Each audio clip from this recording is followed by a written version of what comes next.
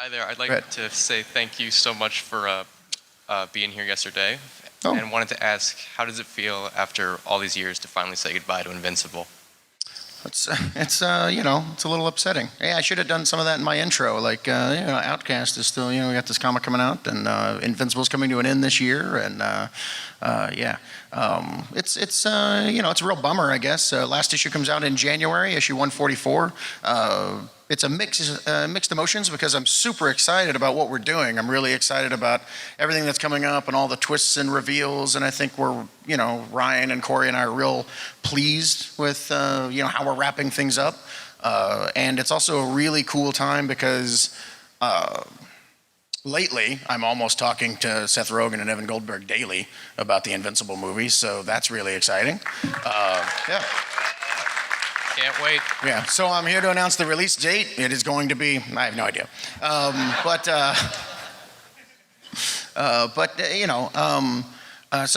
There's a lot going on with it, so it's still like really exciting, but every now and then, I'm not done writing. I still have like a couple issues to go. And so I've done all my plots, so all my plots are done. But every time I do a little bit more work on it and I notice that I'm getting closer and closer to the end, I'm like, oh God. I don't feel good about this. And then every now and then, I don't know if you guys read the letters columns, but I'll be like, 4 issues to go. Oh God, I don't know what I'm going to do when this book's over. So I don't know. Maybe I'll get to issue 144 and I'll go, I'm not going to end it. Who knows? But that's probably not going to happen. Thank you. I think Ryan Otley somewhere just passed out and died. Hello. So I was surprised to learn that there was a hardcover collection of Astounding Wolfman that released a couple months ago. Yes, we also have a collection of Astounding Wolfman that collects the 25-issue series that Jason Howard and I did. It came out a couple months ago. We probably have it at the Skybound booth, but you should all go check it out. Great series. The writer on that book, so handsome. So handsome.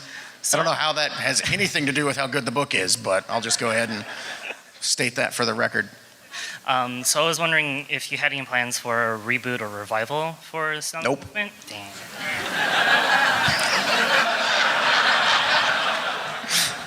Maybe eventually, but you got like 400 more issues of Walking Dead to write. Go ahead. Cool. Hey, Robert. Hey, what's up, man? How you doing? I'm doing good, man. Thank you for doing this. This is awesome. So Seth Rogen and Evan Goldberg said, oh God, that they're going to try to do everything in their power to make Invincible as awesome a movie as it should be. Okay. So my question is, did you guys seek them out, or did they pitch to you? And if they pitched to you their idea of an Invincible movie, what was it about their pitch that made you go, yeah, these are the guys to do it? Unfortunately, it's a little early for me to be able to reveal that, but that will be revealed when we're like marketing the book and stuff. But they had a really cool, take. They knew exactly what I feel an Invincible movie needs. It was one of those things where you're in the room and you're talking to them and they're like, we kind of feel like the movie should be this, and this should be the tone. And the tone should kind of harken back to this kind of thing. And when I heard it, I was like, yeah, that's exactly what I want, but I didn't know that's what I wanted. And so that was really cool.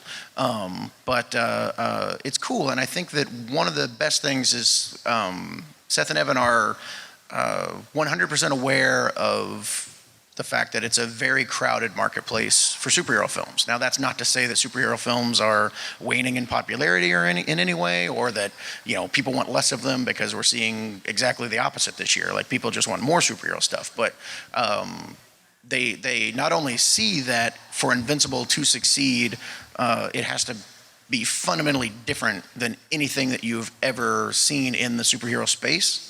But they also are already on top of it and have ideas for it. So I'm really excited about it. I mean, hopefully we'll be here in a couple years, showing a trailer or something, and you guys will see oh yeah, that is a completely different kind of superhero movie. That's really cool. So that's what we're hoping for. Awesome. Thank you, man. Cool, man. Good seeing you. Now, on Invincible, Battle Beast, a few issues back, rest in peace, Battle Beast, you said there was a rumor of another. There was one little line. Just asking you as a fan, is there anything, you're not going to leave that dangling, are you? No. Well, I mean, you were here earlier in the panel, and I was like, I don't just do throwaway scenes. Good. Things have payoff, so yeah. Yeah, I mean, we'll see. There's only like, is there 6 issues? Yeah, there's 6 issues left to come out. So at some point you'll see some kind of thing involving that line. Thank you, sir. Maybe another Battle Beast of some form, who knows? Hi. Invincible is such an epic story. How do you go about, what's the process of taking a story from an episodic comic format and changing that into a film, a story that works in like a 2-hour block?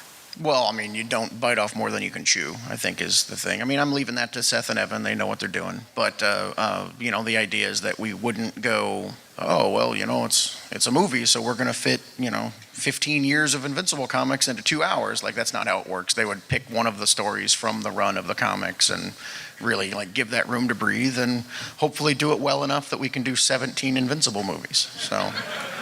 Thank you. Cool. Yeah, every time we talk, I'm like, 9 movies, guys, right?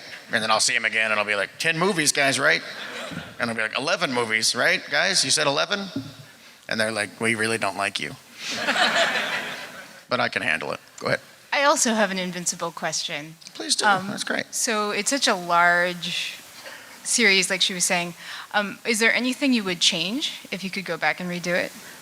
I mean, I feel like it hits a point. I don't know. I don't know. I feel like the book hits a point where the storyline is more focused.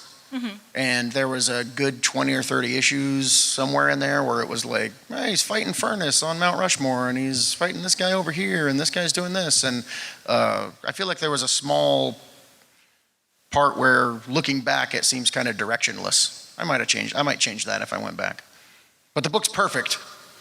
It's great. Thank you so much. Thank you. So, with the inevitable success of the Invincible movie once it comes out, I know it's going to do I like gangbusters. this. Keep going.